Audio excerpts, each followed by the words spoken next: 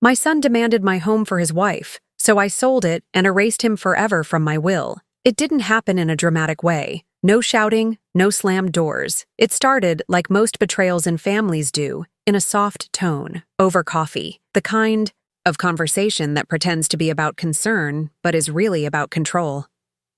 Michael sat across from me in the kitchen, stirring his coffee like he wasn't about to turn my life upside down. Rachel, his wife, was unusually quiet, which for her was rare. She always had something to say about the curtains being outdated or the kitchen needing a remodel. That morning, she just smiled with her lips tight and her back perfectly straight. "I should have known." "Mom," Michael started. "We've been thinking..." And right there I felt it, that little twist in my gut. "Hold on a moment before we move forward. Let us know where in the world you're watching from. And if you're loving these stories, don't forget to hit subscribe. Tomorrow's episode is going to be absolutely mind-blowing. We think it might be time for you to consider moving somewhere that's, more manageable." I blinked. Manageable? A condo, maybe. One of those retirement communities with amenities. They've got good medical staff, daily meals, recreation. "You'd love it," he added. "I'm fine here," I said. Rachel finally spoke. "It's not just about you, Mildred. The boys are growing. They need space. The backyard would be perfect for them. And honestly, with the layout, this house just makes more sense for a young family. So you want me to move out of my own home so you can live here?" Michael gave a practiced smile. "It's not like that, Mom. We just think it's the logical next step. You're alone. This house is big. It's a lot to take care of. And we're family. We can make this a multi-generational home." A multi-generational home where I'd be the ghost in the attic, I thought. "I'm not ready to leave," I said calmly. "I'm still managing just fine."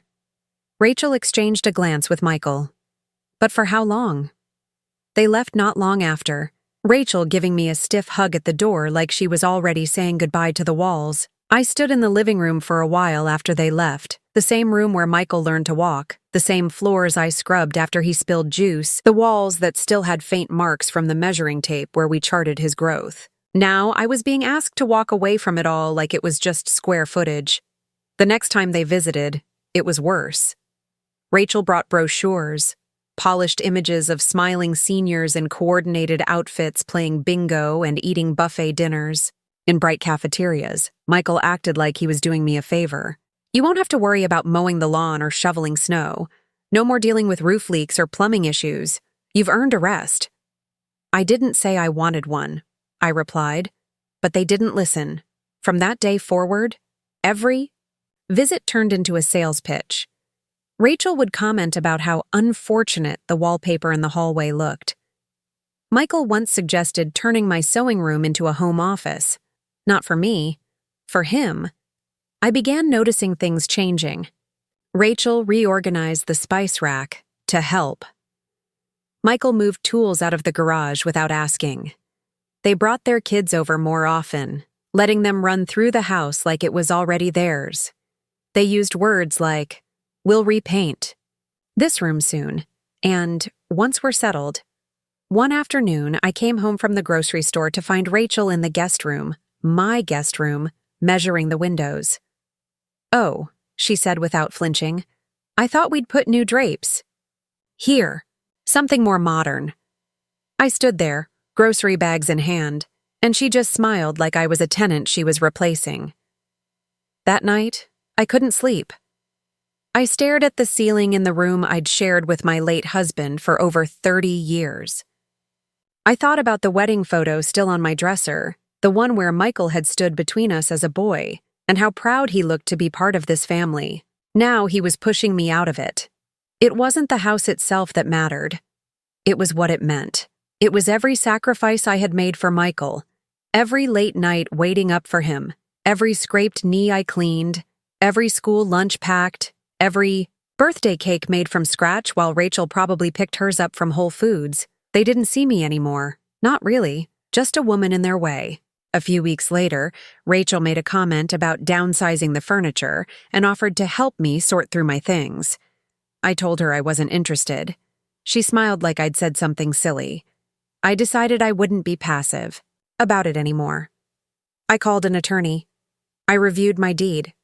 I checked my accounts. Quietly. Alone. I didn't tell anyone. Not even my sister. The turning point came on a Sunday afternoon. I had made a roast, Michael's favorite growing up. They came over, brought the kids, and barely touched the food. Rachel was on her phone most of the time. Michael asked me what I planned to do with the garage. "I'm going to keep my car in it," I said. He smirked. "Eventually, when we move in, I'll probably turn it into a gym." I looked at him. "Who said you're moving in?" He laughed. "Come on, Mom. We've talked about this." I cleared the dishes, then walked into the hallway and stood in front of the family photo that hung by the stairs. I looked at my younger self in that picture, arms wrapped around a boy I thought would always love me. I stood there for a long time. That night, I didn't cry. I made tea. I sat at the kitchen table with a notepad and began writing a list. Things to do, calls to make, documents to update. I wasn't going to beg to stay in my own home. I wasn't going to argue with people who had already decided I didn't matter. I was going to handle it the way women like me always have. Quietly, with resolve. They thought they were planning my future, but I had just decided theirs. 2 weeks passed after that Sunday roast, and I didn't hear from Michael or Rachel, not even a thank you text. That didn't surprise me anymore. What did surprise me was how calm I felt. Detached, almost.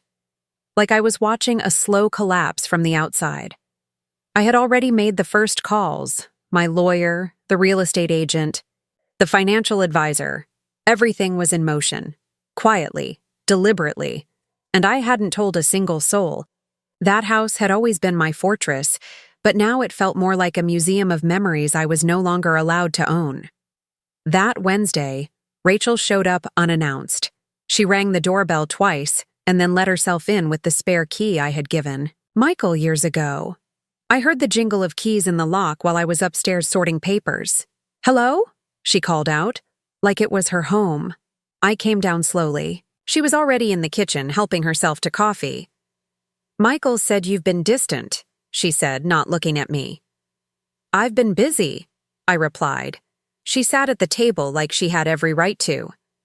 "Look, Mildred, I know the transition is difficult, but I just want you to know we're not trying to push you out. We're trying to help you move forward. You deserve peace in your later years." That word, deserve, hit me harder than it should have. She continued, "We actually talked to a realtor about some listings for you. Some of those communities are lovely. Pools, movie nights, even bingo if you're into that sort of thing." "You spoke to a realtor about where I should live?" Rachel finally looked up, surprised I had taken issue with it. "Well, yes, we thought you'd appreciate the effort." I just nodded slowly, walked over to the drawer where I kept my old photo albums, and pulled one out. I placed it on the table. She glanced down at it and gave a weak smile. "Oh, Michael's baby pictures?" "No," I said. "My wedding, my first home, before any of you were in the picture." She looked uncomfortable, but didn't say anything. "I've made my decision, Rachel," I said flatly. "I'm not moving into a facility.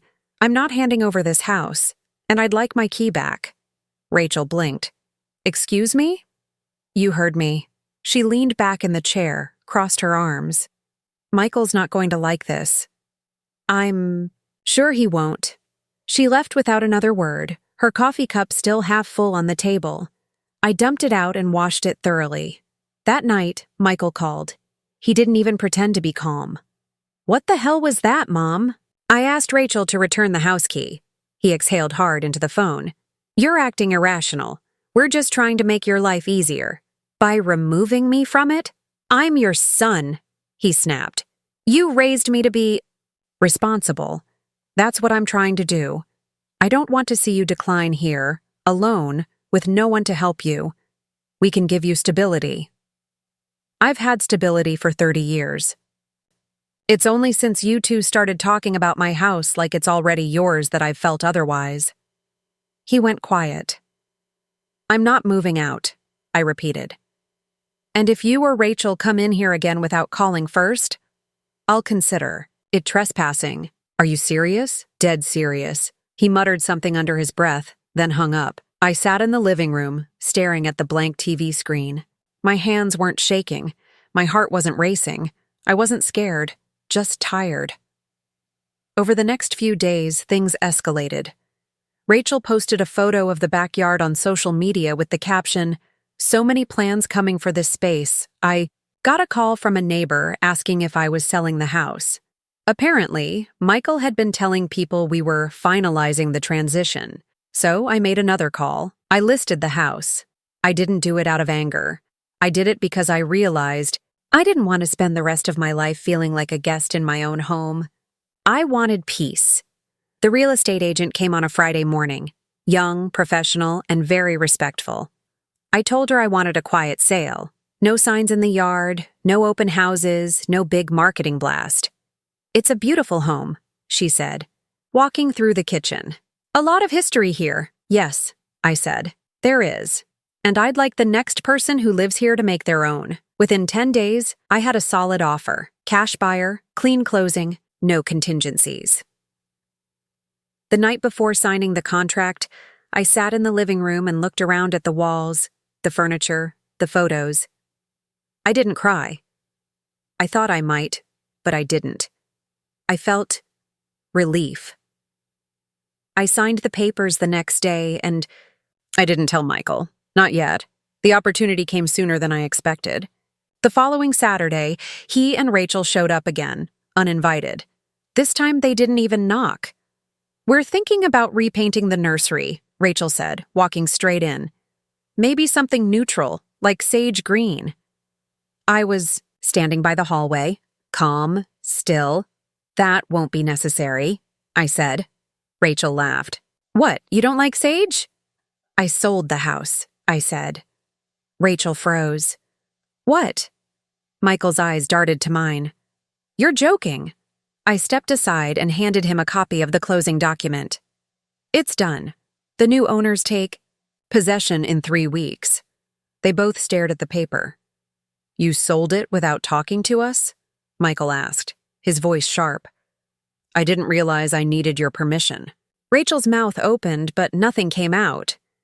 "You said you didn't want to live here anymore," I said. "So now none of us will." Michael looked at me like I had slapped him. "Where are you going?" "Somewhere quieter." He took a step forward. "You can't do this." I just did. Rachel turned on her heel and walked out the door. Michael stayed a moment longer. "This is going to come back to you one day, Mom." I looked him straight in the eyes. "That's why I changed my will too." He didn't speak. Just stood there, stunned. I closed the door behind him, and this time, I locked it. After I closed the door, I sat on the edge of the couch for several minutes. My fingers were still curled from holding the papers I had handed to Michael. I could hear Rachel's voice outside, muffled but sharp, accusing, frantic. Then the car doors slammed and silence settled over the house like a heavy blanket. I didn't feel triumphant. I felt steady, like I had just carried a box up a flight of stairs and finally put it down. The house was mine for 3 more weeks. But in my mind, I had already left it behind. I moved room to room, packing slowly, carefully, without emotion. I made piles. Keep, donate, toss. For the first time in a long time, I was making decisions without someone watching over my shoulder, asking why I needed this, or suggesting I didn't need that. That night, Michael called. I didn't pick up. He called again the next morning, then texted, "We need to talk. This isn't right. We're your family." I didn't respond. By Monday, Rachel was posting vague messages online. Things about betrayal, about being hurt by the people you love most. A few extended family members reached out to me, confused. "Is everything okay, Mildred?" Michael said something about you losing the house. I didn't explain. I didn't owe them explanations. What struck me most was how quiet it became. For months, Michael and Rachel had been in and out of this house, treating it like their own, planning things I wasn't even part of. But after I told them I sold it, They vanished. No visits, no calls except for the ones I ignored, no effort to come talk again. Just silence, which told me everything I needed to know. One afternoon, I received an email from my lawyer confirming that the revised will had been processed and registered. Michael and Rachel were no longer included. The house wasn't an inheritance issue anymore. It was liquidated. What I had left would be directed elsewhere. Part to a foundation I supported for elderly women without family, part to be divided quietly among people who had actually helped me over the years. Neighbors, friends, the woman who did my hair every month and always treated me like I mattered. I thought about telling Michael. I didn't. Let him wonder. That week, I met with the buyers. A young couple from out of state. No kids yet, no big demands. Just a simple appreciation for the character of the place. They asked respectful questions. They complimented the crown, molding in the dining room. They wanted to keep the porch swing. I told them they could have it. During the walkthrough, I pointed out things they wouldn't see on the inspection report. Which light switch controlled the garage, which cabinet stuck when it rained, which window made the best reading spot in the morning sun. They listened. They took notes. They said thank you. When they left, I stood alone in the empty kitchen, leaning against the counter I had once leaned against while watching Michael take his first steps. I didn't cry. I was done with tears over people who didn't deserve them. A few days before the move, Michael showed up again, alone this time. He knocked. He didn't barge in. That was progress, I suppose. I opened the door but didn't invite him in. He stood there in jeans and a jacket, his eyes tired. "Can we talk?" he asked. "I think you said everything already," I replied. He looked down, nodded once. I didn't think you'd actually go through with it." "That much is clear." He looked past me into the living room. The boxes were stacked by the stairs. "I didn't mean to make you feel like you weren't welcome in your own home." "No, Michael," I said. "You meant to make me feel like it wasn't my home anymore. That's not the same thing." He didn't argue. He just stood there like a boy who'd lost something he didn't realize he needed until it was gone. "Rachel's upset," he said finally. "I'm sure she is." "And the boys, they were excited. Then maybe Rachel should have bought her own house instead of trying to take mine." He flinched. "It wasn't like that." "Yes, it was. Maybe not to you, but it was." He took a step back. "So, that's it? That's it? And the will?" I stared at him. "The will is mine, like the house was mine, like my decisions are mine." There was a long silence. "You're really cutting me off," he said quietly. "I'm giving myself peace." He looked like he wanted to argue, but couldn't find the words. Instead, he nodded again, turned, and walked to his car. He didn't look back. The next day, I dropped off the keys at the realtor's office. I signed the final papers. Everything was finalized. The house was no longer mine, but I felt more ownership of my life than I had in years. I moved into a modest but clean, 2-bedroom condo across town. A place with sunlight, working appliances, and neighbors who nodded politely in the hall, but didn't ask questions. I unpacked only what I needed. The rest stayed in boxes for weeks until I felt like dealing with them. There was a small community, garden on the property, and I started going out in the mornings just to stand near it. Sometimes I'd talk with the woman who tended the herbs. Her name was Jean. She was 73, sharp as a tack, and had no patience for people who took advantage of others. "You did the right thing," she told me one morning. "Family doesn't. Mean entitlement." I didn't tell her the full story. I didn't have to. The silence from Michael and Rachel became permanent. No holiday messages. No invitations. No guilt-tripping texts. Just absence, and for the first time, that absence felt like freedom. One evening, I sat on the balcony with a cup of tea, watching the sunset through the trees. The condo was smaller, simpler, quieter, but every corner of it belonged to me. There were no whispers about replacing the furniture, no quiet glances about moving me out, no one looking over my shoulder. Just me, my home, my rules. For the first time in years, I slept without waking up in the middle of the night thinking about what I'd lose next. Everything I needed, I had already reclaimed. 3 weeks after I moved into the condo, Michael showed up again. I wasn't expecting him. No warning, no call. He just appeared at my door, eyes sunken and shirt wrinkled like he hadn't slept much. I didn't open the door all the way. I kept the chain on. "I'm not here to fight," he said immediately. "I just need to talk." I stared at him for a long second, then unlatched the chain and opened the door enough for him to come in. He walked in slowly like he was stepping into a stranger's home. "It's smaller than the old place," he said, trying to sound casual. "Yes," I replied, "but it's mine." He looked around. The walls were still mostly bare. I hadn't finished unpacking everything yet, and I didn't feel rushed to do so. "Rachel doesn't know I came," he admitted. I figured. He rubbed the back of his neck. "She's been angry. At me. At you. At everything. She thinks I should have pushed harder. Said I gave up too easily." I didn't respond. Michael sat down on the edge of the chair by the window, tapping his knee with his fingers. "Look, I know things got out of hand," he said. "We made some assumptions. We thought—" "You decided," I interrupted. "You didn't ask. You made decisions based on what worked for you. Not once did either of you ask what I wanted." He looked down. "We thought you'd appreciate the help." "I didn't ask for help." He nodded slowly. "I know. Now." There was a long silence. "Mom." "The will," he began, hesitating. I stayed quiet. "You really took us out of it?" "I did." He swallowed hard. "I don't understand. You raised me. You were always there for me. I thought, even after the house, I thought we could fix it. This isn't about punishment," I said. "It's about self-respect. I spent years thinking about everyone else, taking care of people, making room. And when I finally asked for some peace, I got told I was being selfish." He didn't deny it. "I'm tired, Michael, not just of the arguments, of always being the one to bend, to adjust.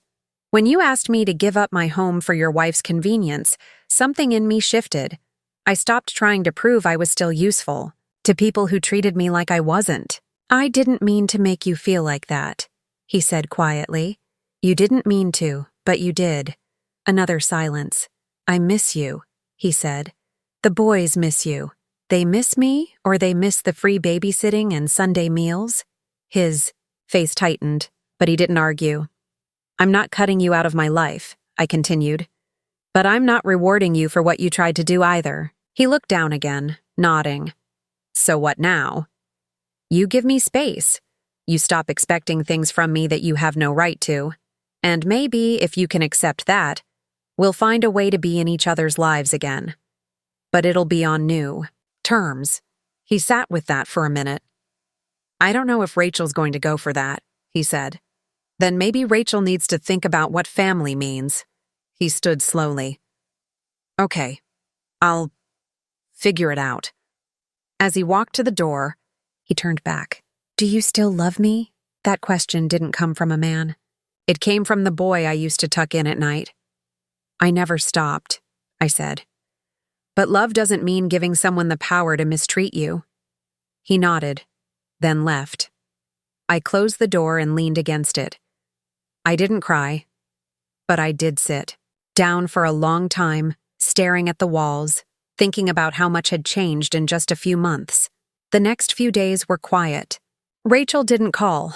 Michael didn't text. Then the letters started coming. 2 envelopes in 1 week, both handwritten, one from Rachel, one from her attorney. Rachel's was the usual tone, disappointment masked as concern, passive-aggressive, lines about how she hoped I was thinking clearly, how emotions can cloud long-term decisions, and how families thrive when there's communication and understanding. Her lawyer's letter wasn't subtle.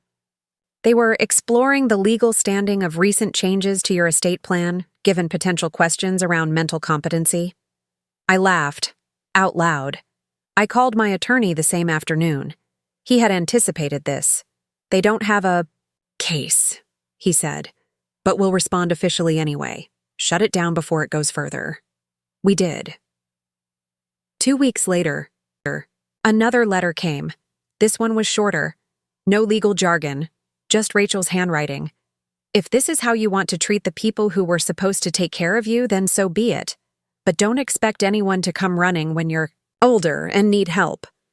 I folded the letter neatly, placed it in a drawer, and went on with my day. They didn't understand. They still thought everything I did was part of some manipulation, like I was trying to hurt them back. But I wasn't. I was just done. I started going to the local community center, signed up for a book club, met other women around my age who had stories just like mine. One had been kicked out of her daughter's house after raising her grandkids. Another had her son change the locks while she was in the hospital. We didn't cry about it. We shared it like facts. Because by that point, none of us were shocked anymore. One day at the community center, a woman named Cheryl asked if I wanted to join her for coffee. We talked for hours. We laughed. We made plans to visit a botanical garden the following weekend. She said, "You seem lighter than most people I know who've been through something like this." And I said, "That's because I finally stopped waiting for people to change." By the end of that month, my condo was fully unpacked. I had put up my wedding photo again. But this time, not to remember the past, just to honor what I built and what I chose to protect. My phone stayed quiet. No more threats. No more guilt. Michael hadn't called in a while. I didn't expect him to, but that wasn't sadness anymore. It was clarity. He would have to decide what kind of man he wanted to be. I had already decided what kind of woman I refused to be ever again. It had been nearly 2 months since I moved into the condo. 2 months without any visits from Michael. 2 months without a single phone call from Rachel. And 2 months since I received that last bitter letter threatening abandonment. Abandonment. From people who had already erased me. At first, it was strange to live in such silence. After years of being pulled into their schedules, their demands, their idea of what my role should be, the quiet felt unfamiliar. But then it became something else. Routine, peaceful, mine. I had settled into my own rhythm. Mornings at the community garden, afternoon walks to the library, dinner by myself, at my own pace, with the TV off and the window open. And still, I never heard from Michael until the day the call finally came, not from him, but from a woman named Stephanie, who introduced herself as a staff member at the boys' elementary school. "Hi, Mrs. Coleman. I'm sorry to call you directly, but your number was listed on the emergency contact forms for Ethan and Caleb." I froze. "What's happened?" "They're fine," she said quickly. "It's just that no one picked them up this afternoon. We've tried reaching both parents. No answer. We saw your name on file and wanted to check if you might be able to assist." It was almost 5:30. I hadn't seen Ethan and Caleb in weeks, but I remembered their schedule like it was yesterday. "I'm not sure I can help," I said, hesitating. "I haven't been involved in pickup in a long time." "Understood," she replied. "We're trying to locate a backup." I gave her the number of one of Rachel's sisters. After we hung up, I sat still for a moment, the receiver resting in my lap. My heart wasn't racing. I wasn't panicked, but I wasn't calm either. They'd used my name as an emergency contact without telling me. After cutting me out of their lives, Rachel had still assumed I'd be available if things went wrong. I thought about calling Michael. I didn't. Instead, I called my lawyer again. I asked him if I had any legal responsibility being listed like that. He assured me I didn't. "But if you want, we can formally notify the school district to remove your name," he added. "Yes," I said. Do that. That was the last favor I would ever do without being asked. A week later, I got a message from Michael. Not a phone call, a text. "Can we talk?" No greeting, no apology, just a request. I waited a full day before I replied. "About what?" He didn't respond right away. But the next morning, he showed up at my building. I saw him through the peephole. He didn't ring the bell immediately. He just stood there with his hands in his jacket pockets, staring down at the ground. I let him wait for 5 minutes. Then I opened the door. "Hi." "Mom?" he said. His voice was different, quiet, cautious. "I have 10 minutes, I said, keeping the doorframe between us. I just wanted to say I'm sorry, he said, eyes still on the floor. About the letter, about the house, about all of it. I didn't reply. I didn't know Rachel kept you on the emergency contact form. That wasn't supposed to happen. I guess she didn't think we'd actually need it. I kept my arms crossed. He shifted uncomfortably. Things have been tense. She's been angry since we lost the house. She blames me for not controlling the situation, for not convincing you to sign things over. Sign what over? I asked. The deed, the will, everything. She thought she'd be living there by now. She had plans. That didn't surprise me. Not anymore. I lost my job last week, he added, voice lower. They cut my department. Rachel isn't working either. We're behind on the mortgage, and now the school's calling about fees we didn't know existed. I waited for the next line. It always came. We could really use some help. There it was. I figured that's why you were here, I said. His face tightened. I'm not here to take advantage, he replied quickly. I just thought maybe, after everything, you'd want to be part of our lives again. The boys miss you. The boys don't call. They don't write. They're not old enough to even remember what I meant to them before your wife started treating me like the help. He looked down again. I don't know how to fix this. I nodded. Then maybe stop trying to fix what you broke and start building something new without expecting me to pay for it. He looked up. So that's it? That's it. He stood there for a moment, then turned slowly and walked down the hall. He didn't look back. That night, I sat by the window with a cup of tea and watched the lights from the street dance across the walls. My phone didn't ring, no messages, no guilt, just silence. The next week, I got a letter in the mail. It wasn't from Michael or Rachel. It was from Ethan, in his handwriting. Messy, uneven, but genuine. Hi, Grandma. Dad said we're not seeing you because everyone is mad. I don't know why. I liked when we came to your house. I miss your spaghetti and when we played cards. Love, Ethan. I held the letter for a long time. Then I placed it in a drawer. Some doors, I decided, didn't need to be slammed shut.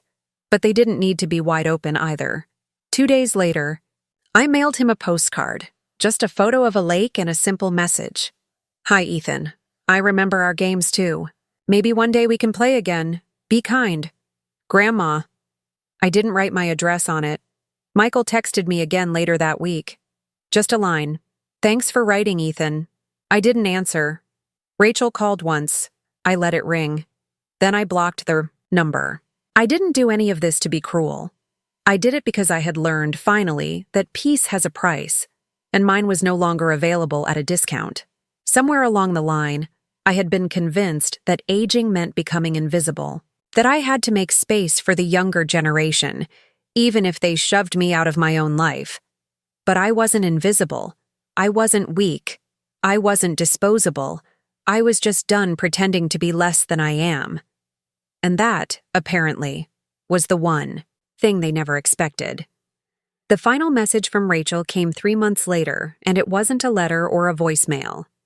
It was a photo, sent from an unknown number, a blurry picture of a moving truck parked outside what used to be their home. No caption, just the image. I stared at it for less than 5 seconds, then deleted it. That was how it ended, quietly. No confrontation, no begging, no dramatic moment of closure. Just silence on their side, and peace on mine. Since the day I walked out of my old house and signed the closing papers, everything changed. But not in the loud, sweeping way you see in movies. It was slower than that. Subtle, but permanent. The condo felt more like home now. I had repainted the walls myself, light gray with soft green accents. I picked the colors for no other reason than the fact that no one had an opinion to argue against.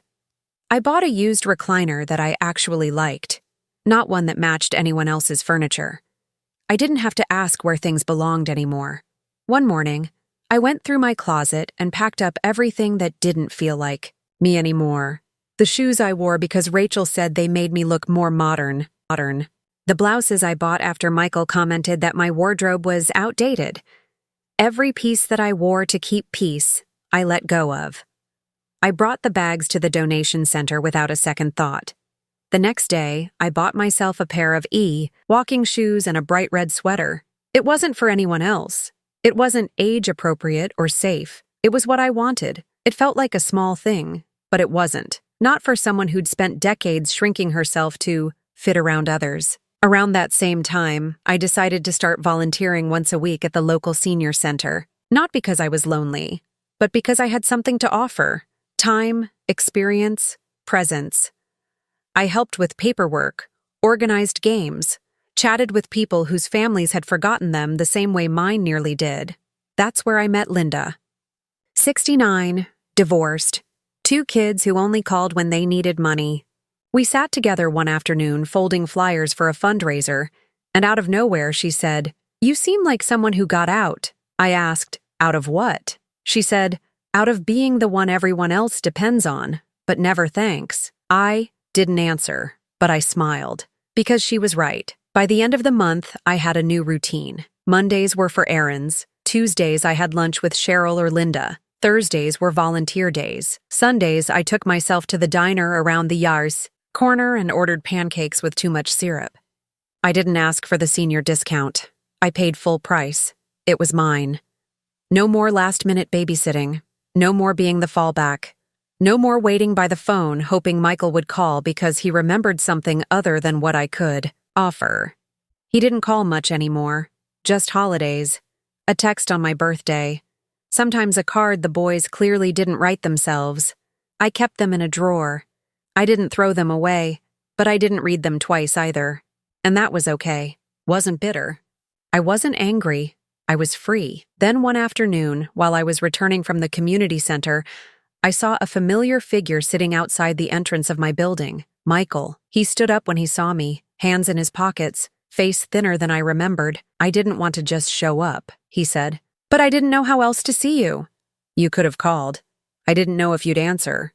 He looked unsure, like someone trying to knock on a door he no longer had the key to. "I wanted to say thank you," he added, "for writing to Ethan. He still has your postcard. It's on his dresser." I nodded. "He's a good boy." Michael exhaled. "Rachel and I separated last month."